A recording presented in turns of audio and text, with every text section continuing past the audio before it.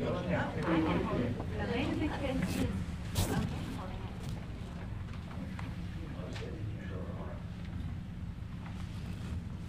here, please.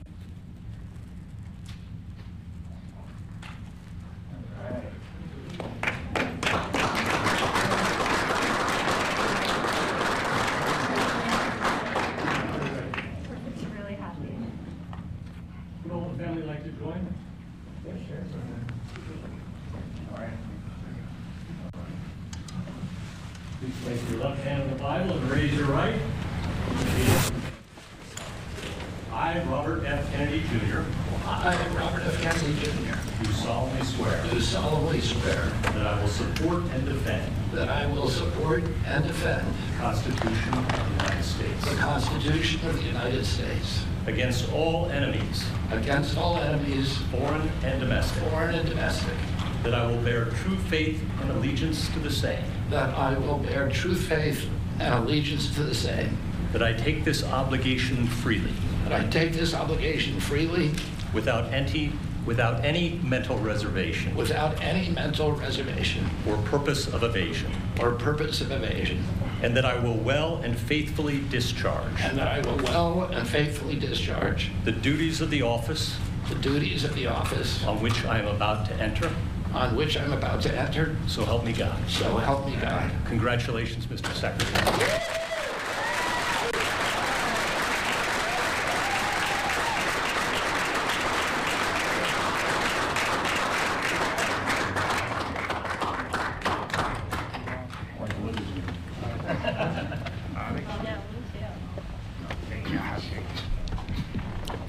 I want to begin by thanking President Trump for giving me this extraordinary opportunity. And I want to introduce my family and thank them for being here. My wife, Cheryl, my cousin, Anthony Shriver, my daughter, Kik, my other daughter, Kira, Carolina Shriver, Joey Shriver, Jackson Hines, and Amaryllis Kennedy. And I want to thank all of you for your support and throughout this whole 2.5-year journey. My first time in this Oval Office was in 1961, and I came here to meet or 1962. I came here and I had a meeting with my uncle, who was president then, where we talked about the environment. He was involved deeply, as we all know, in restoring physical fitness to this country. He challenged at one point during his administration, he challenged Americans to do a 50-mile walk, which I ultimately did, but I remember the day that my father completed his walk. We were staying up at Camp David, and my father came in after 18 hours walking on the C&O towpath with his feet bleeding and blisters on them. My father had one of his best friends was Al Lowenstein. And Al Lowenstein ultimately was a congressman from New York who was assassinated himself in 1980. But Al Lowenstein had started the Dump Johnson movement to get rid of President Johnson and end the Vietnam War. And at the time that he started it, people just thought it was a fool's errand. And ultimately, he asked my father to run for president against Johnson. My father wouldn't do it at that time, and he asked Gene McCarthy. McCarthy did it, and he joined that campaign. And my father ultimately ran, and Johnson then dropped out. So Al Lowenstein succeeded. And although Al Lowenstein was on the other side now, running against my father with Gene McCarthy, my father wrote him a note, a quote from Emerson, where he said, if a single man plant himself firmly on his own ideal and there abide, the whole wide world will come around to him.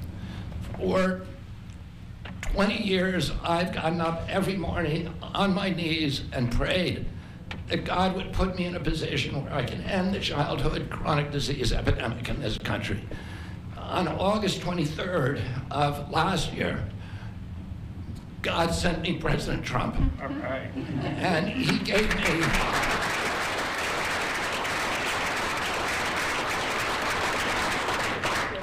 He's now given me, he's kept every promise that he's made to me. He's kept his word in every account and gone way beyond it. I'm so grateful to you, Mr. President. A lot of people told me that I couldn't trust President Trump, that I better get it in writing. And we did a handshake, and everything that he told me he was going to do, he has done. Right. And I'm so grateful to him, and I've told you before, I genuinely believe that you are a pivotal historical figure, and you are going to transform this country at a time when we see all of the indicia of democracy now in tatters in our country. We see the rise of the military-industrial complex, the rise of totalitarianism, these attacks on our Constitution, and this breathtaking epidemic that is disabling our people. President Trump has promised to restore the American dream in this country. A healthy person has 1,000 dreams. A sick person only has one. 60% of our population has only one dream, that they get better. President Trump has promised that he's going to restore America's strength. We can't be a strong nation if we have a weak citizenry. If people are sick, 60% of our people are sick, 77%, as President Trump mentioned, of our children cannot qualify for military service. And we need a man on a white horse now. We need somebody who is willing to come in and has the spine and the guts and the strength to challenge orthodoxies, to stand in the way of vested interests, and to break institutions that have turned against our democracy. President Trump has shown again and again that he is that hero. And most recently, I greatly appreciate it, and I called you the day that you announced the termination of USAID. My uncle started USAID in 1961 for humanitarian purposes, to put our country on the side of the poor. It has been captured by the military-industrial complex. It has become a sinister propagator of totalitarianism and war across the globe. And very few people understand how sinister this agency really is. And President Trump saw that, and he stood up to it with a masterstroke. And we want to do the same thing with the institutions that are stealing the health of our children. We need a revolutionary figure, and you are that figure, and I'm very grateful for you for giving me this opportunity. I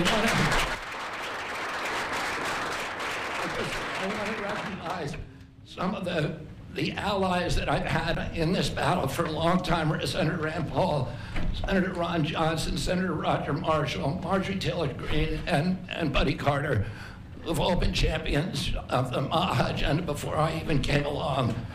I'm very grateful for you for standing strong. Thank you very much, President.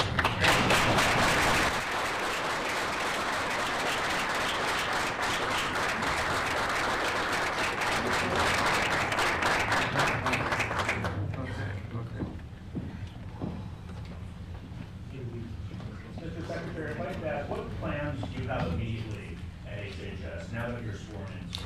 He's going to be running it. He's going to do a great job. What would you like to That's see my him do plan. first? He's going to find out a lot of secrets that have been maybe kept from us, but he's going to come up with some solutions to some big problems, self problems. And I think he's going to go down in the record books. I really have confidence. This group has great, even Rand has confidence.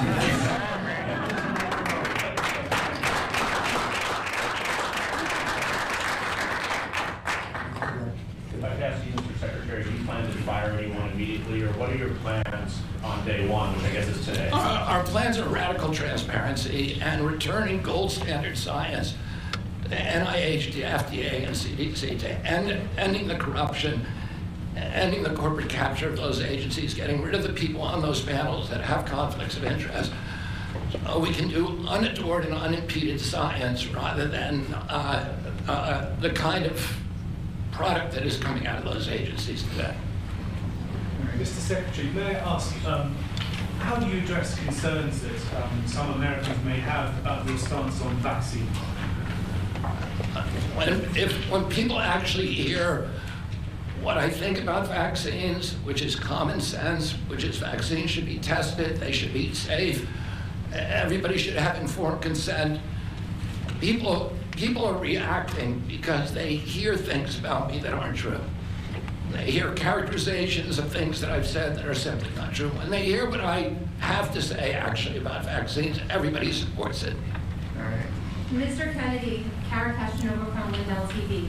What's your message to Democrats in the Senate that fought so hard to keep you from taking this position? And congratulations, by the way. And President Trump has promised to be the president for all Americans, and he has said to me that he understands that there's no such thing as Republican children or Democratic children. All of our children need to be protected, and whether you're in a blue state or red state, I'm going to do everything I can to work with you, whether you're Democrat or Republican, to restore child's health in this country.